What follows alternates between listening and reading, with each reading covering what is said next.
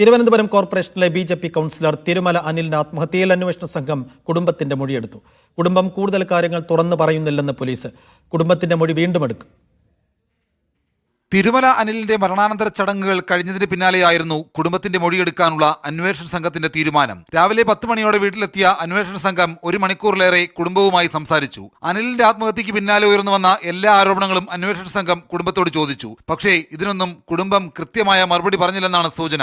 അവസാനമായി അനിൽ ആരെയെല്ലാം കണ്ടുവെന്ന ചോദ്യത്തിനും വ്യക്തമായ മറുപടിയില്ല. പലരും വീട്ടിൽ വന്നിട്ടുണ്ടെന്ന് മാത്രമായിരുന്നു കുടുംബത്തിന്റെ മൊഴി. വീണ്ടും കുടുംബത്തിന്റെ മൊഴി രേഖപ്പെടുത്തും.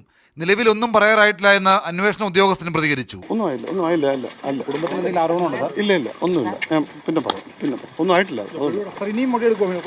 ആവശ്യമുള്ള പക്ഷം ബി.ജെ.പി. പ്രവർത്തകർ അനിലിന്റെ കുടുംബത്തെ സ്വാധീനിച്ചിരിക്കാമെന്നും അന്വേഷണ സംഘം വിലയിരുത്തുന്നു. കോൺഗ്രസ് നേതാവ് കെ മുരളീധരൻ അനിലിന്റെ വീട്ടിലെത്തി കുടുംബാംഗങ്ങളെ കണ്ടു. അനിൽ വിശ്വസിച്ചവരാണ് അദ്ദേഹത്തെ ആത്മഹത്യയിലേക്ക് തള്ളിവിട്ടതെന്ന് കെ മുരളീധരൻ പറഞ്ഞു. അദ്ദേഹം വിശ്വസിച്ചവരിൽ നിന്ന് അദ്ദേഹത്തിന് തിരിച്ചടി നേടും.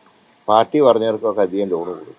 പക്ഷേ ലോൺ എടുത്തവർ തിരിച്ചടയ്ക്കുന്നതിൽ താല്പര്യം കാണിച്ചില്ല.